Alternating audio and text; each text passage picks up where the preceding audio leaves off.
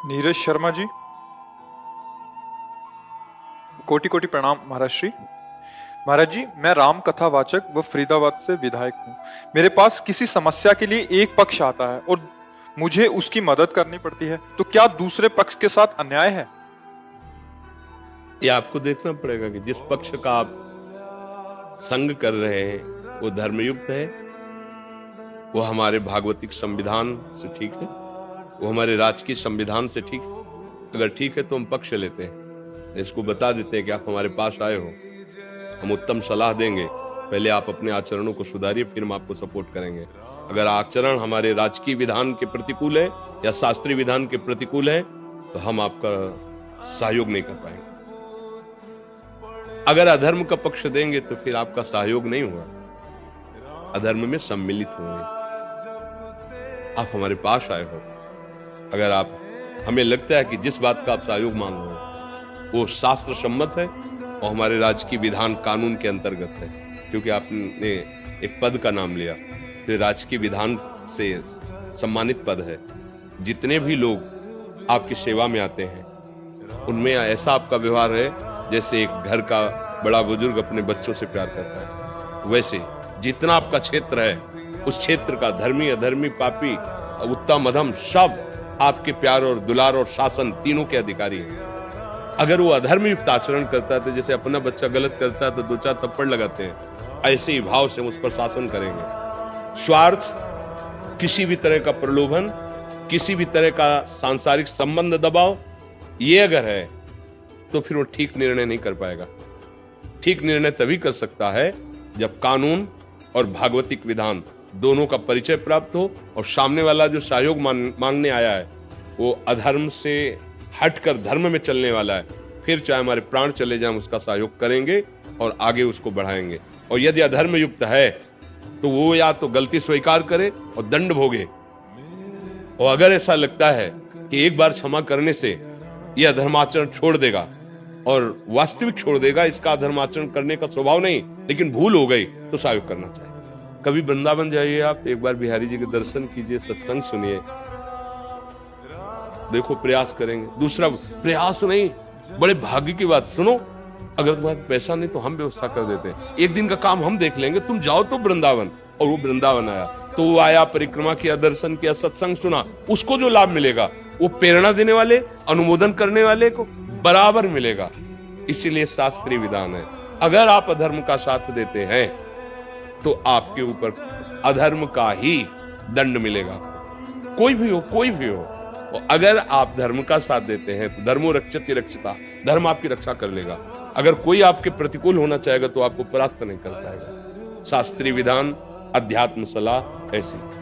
आपको कोई संशय? ये दूसरा पक्ष तो कभी कभी नहीं आ पाता, और जो व्यक्ति आता है वो बार बार एक ही प्रेशर देता है कि भाई साहब हम आपके साथ थे, आज आप हमसे अच्छे बुरे की परिभाषा की बात कर रहे हैं। आपको बार बार साथ देना कि मैं भारत का हूँ, भारत का हमारा एक कानून है, मैं भगवान का हूँ, भगवान हमारे साथ है। हम कभी वो नहीं कर सकते जो भगवान और कानून के विधान के विपरीत हो।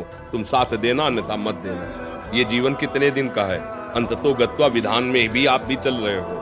अगर राजकीय विधान बिगड़ गया तो आपको भी दंड मिलेगा, और अगर भागवतिक विधान बिगड़ गया तो ये शरीर और ये साम्राज्य सब छूट जाएगा, एक न एक दिन छूटेगा ना, तो उसका परिणाम क्या होगा? तो हमारे साथ भगवान है, हमारे साथ कानून का विधान है, इन दोनों को तुम हमारा साथ दो या ना दो। अगर तुम अधर्म से चलते हो हमारा साथ मत देना, हम प्रभु के भरोसे हैं, देख लेंगे। वो आदमी अगर थोड़ी भी मनुष्यता है तो समझेगा कि तुम चीज क्या हो। और अगर तुम किसी पहला एक एक शब्द आप अगर श्रवण करोगे तो प्रश्न नहीं रह जाएगा।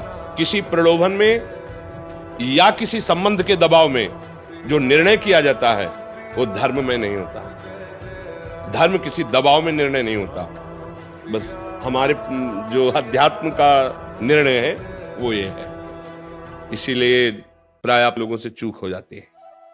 अगर ये अधर्मी आदमी है, इसको हमने साथ नहीं दिया तो हमारे ऊपर क्षति कर सकता है, हमारे परिवार के ऊपर क्षति कर सकता है, हमारे पद में भी बाधा आ सकती है। तो ये पद कितने दिन रहेगा? ये पद कितने दिन रहेगा? ये शरीर कितने, अविनाशी है क्या? वो पद अविनाशी है क्या? अगर सही से चलोगे तो इस पद का प्रयोग करते हुए अविनाशी परब्रह्म परमात्मा को प्रसन्न कर लोगे, क्योंकि चाहे 10 लोगों की सेवा हो, चाहे 1000 लोगों की सेवा हो तो प्रभु की ही रही ना। प्रभु को आप अपने साथ नहीं देख पाएंगे। आप एक शब्द और भी बोले कि आप भगवान की महिमा का वर्णन करते हैं, तो क्या आप ये नहीं अनुभव कर पा रहे हैं कि भगवान आपके साथ है? क्या आप जानते हैं इनसे आप जीते हो? आप भगवान ने आपको पद दिया है, इसलिए सबकी मति फेर कर आपको जिताएंगे। वो ईश्वर हैं, सबके ऊपर शासन है। आप धर्म में चलते हो ना, वो जा रहा है डालने दूसरी जगह, लेकिन रास्ते में उसका दिमाग बदल लिया। ईमानदार और सच्चा आदमी तो यही है।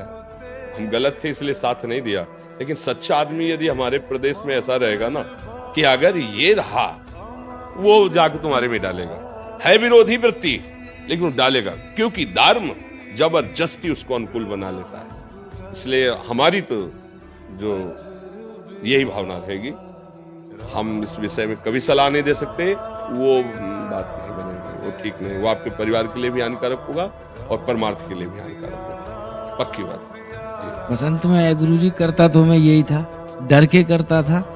आज के बाद ये निर्णय और स्ट्रांग हो जाएगा। जी बिल्कुल। और अगर निर्णय स्ट्रांग है तो हमारी एक बात याद रखना, वो अनंत सामर्थ्यशाली भगवान तुम्हारे साथ, इस बात का अनुभव भी करो। वो है, देखते हैं कौन क्या बिगाड़ लेता है। वो है, सब जगह है, तो जहां मैं हूं वहां भी है। सबका है तो मेरा भी है, सब में है तो मेरे में भी है। सर्व सामर्थ्यशाली है तो फिर क्या डरना है। सर्वत्र सर्वत्र सर्वज्ञ सर्वशक्तिमान, जिसका आश्रय लिया। ऐसे कोई डायलॉग थोड़ी है केवल।